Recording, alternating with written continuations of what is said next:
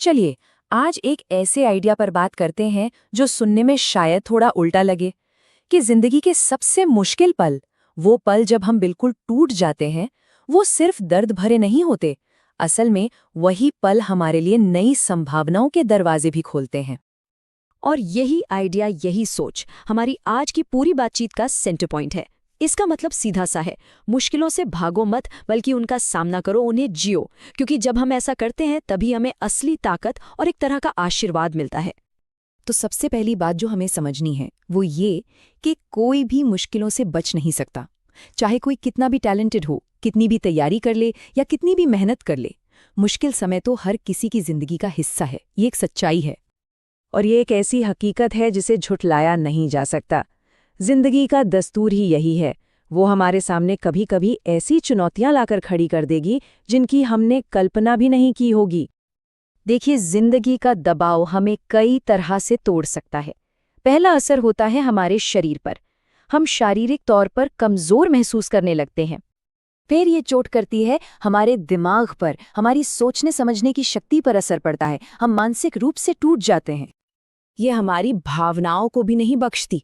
हमारा दिल टूट सकता है, इमोशनली हम बिल्कुल बिखर सकते हैं। और फिर सबसे गहरी चोट हमारी आत्मा पर लगती है। हमारा हौसला, हमारी हिम्मत, सब कुछ खत्म हो सकता है। तो जब भी हम टूटते हैं ना, एक निशान तो पीछे रह ही जाता है।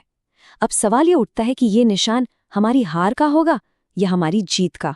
और यहीं पर हमारे पास एक चॉइस होती है, एक मौका। जब भी कोई मुश्किल सामने आती है ना, तो हमारे अंदर ही एक जंग छिड़ जाती है। दो बिल्कुल अलग अलग आवाजें, दो अलग अलग सोच हमें अपनी अपनी तरफ खींचती हैं। हम मुश्किलों से कैसे निकलेंगे, ये इस बात पर डिपेंड करता है कि हम इन दोनों में से किसकी सुनते हैं। क्या हम चिंता, शिकायतें करने और दूसरों पर दोष मढ़ने वाला रास्ता चुनते हैं, या फिर हम समझदारी, शुक्रगुजारी और विश्वास का रास्ता अपनाते हैं। चॉइस हमारी है। तो सबसे जरूरी बात पता है क्या है? हमें टूटने को देखने का अपना नजरिया ही बदलना होगा। ये कोई अंत नहीं है, बल्कि ये एक मौका है, खुद को और ज्यादा मजबूत, ज्यादा समझदार और पहले से बेहतर बनाने का एक जबरदस्त मौका। अच्छा, एक बार जब हम ये मान लेते हैं कि टूटना एक मौका है, तो अगला कदम क्या है? अगला कदम है उस वजह को ढूंढना, उस मोटिवेशन को पहचानना जो हमें आगे बढ़ने की हिम्मत देगी।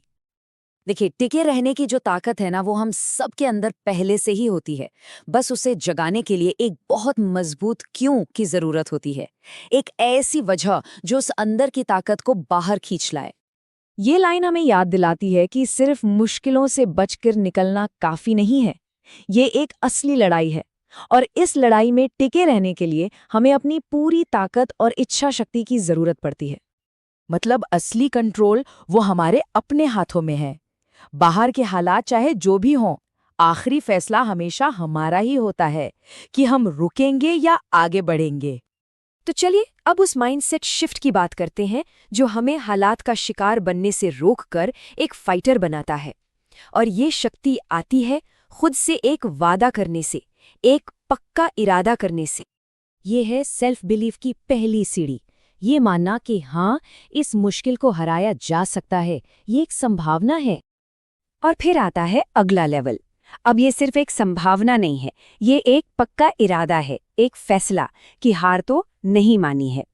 और फिर आता है सबसे ऊंचा लेवल का संकल्प, जब ये लड़ाई एक ऐसी जरूरत बन जाती है जिसके आगे पीछे कुछ नहीं, कोई दूसरा ऑप्शन है ही नहीं, इसे हराना ही होगा। और एक बात साफ समझ लीजिए, ये जो अंदर की लड़ाई है ना, ये पूरी तरह से हमारी अपनी इच्छा शक्ति की लड़ाई है। इससे लड़ने के लिए किसी डिग्री, पैसे या बाहरी सपोर्ट की जरूरत नहीं है। तो इस पूरी लड़ाई का जो नतीजा है वो ये नहीं कि हम वापस पहले जैसे हो जाएं, नहीं, इसका नतीजा है एक बदलाव, एक ट्रांसफॉर्मेशन।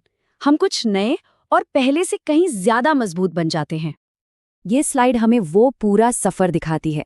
सबसे पहले उस अंधेरी जगह से रेंग कर बाहर निकलना, फिर जो हम कल थे उससे ऊपर उठना, और फिर वो रूप लेना जो हमें असल में बनना चाहिए, और आखिर में अटूट बन जाना।